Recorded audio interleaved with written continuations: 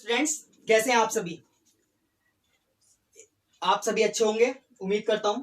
आज हम स्टार्ट कर रहे हैं क्लास 12th फिजिक्स का पहला अध्याय, जिसका नाम है वैद्युत आवेश तथा क्षेत्र। ठीक है, तो जैसा कि इसमें आपने पहला वर्ड ही देख रहे हैं, वैद्युत आवेश, तो हम पहले वैद्युत आवेश के बारे में बात करेंगे। चैप्टर के अंदर पहला हेडिंग है जिसका नाम है वैद्युत आवेश। बहुत ध्यान से समझना। इस चीज को समझने के लिए बच्चे बहुत बोरियत समझते हैं इस चीज को। मैं बहुत इंटरेस्टिंग करके समझाने वाला हूं, आप बहुत ध्यान से समझना। ठीक है, हजारों साल पहले यूनान के एक दार्शनिक थे जिनका नाम था थेल्स। वो थेल्स जो थे, उन्होंने रेशम के कपड़े के ऊपर कांच की छड़ को रगड़ा, और जब रगड़ा तो रगड़ने के बाद में उनको कुछ ऐसा दिखाई दिया कि हल्के हल्के छोटे छोटे कण थे। उन कणों को वो कांच की छड़ थी, वो उसको अट्रैक्ट कर रही थी, आकर्षित कर रही थी।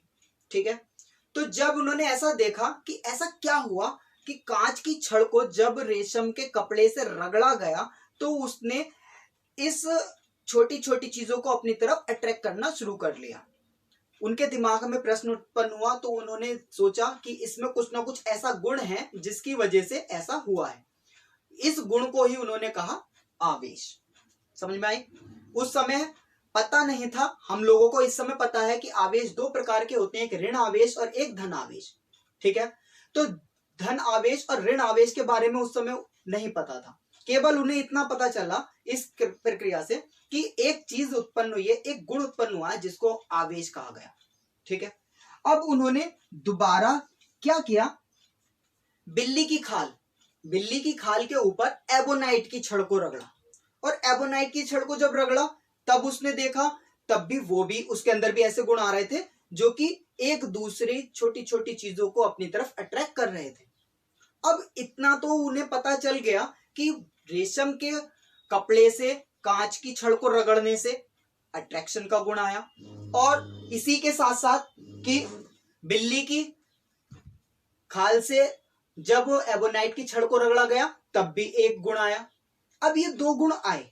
अब इन दो गुणों के आने के बाद में उनको इतना तो डेफिनेट श्योर हो गया कि कुछ ना कुछ ऐसी चीज है जिसकी वजह से अट्रैक्ट हो रहा है, लेकिन उन्हें ये नहीं पता था कि ये आपस में अट्रैक्शन है या फिर यानी कि आकर्षण है या प्रतिकर्षण है।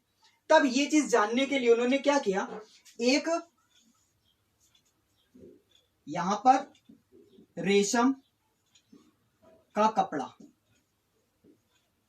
और इससे रगड़ा उन्होंने क्या, एक कांच की छड़ को। ठीक है, क्लियर? इसी तरीके से उन्होंने देखा कि एक कांच की छड़ को और उन्होंने रेशम के कपड़े से रगड़ा।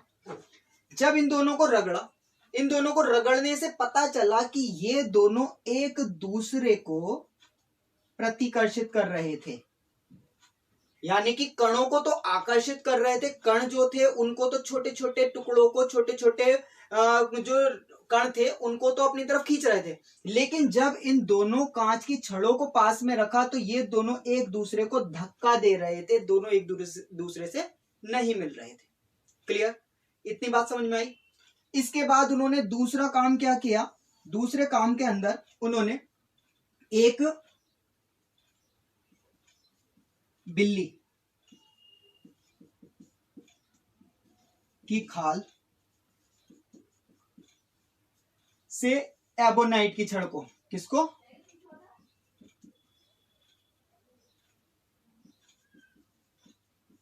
एबोनाइट की छड़, इसको भी उन्होंने रगड़ा। अब इस पर भी कुछ गुण आए। समझ में आ रहा है?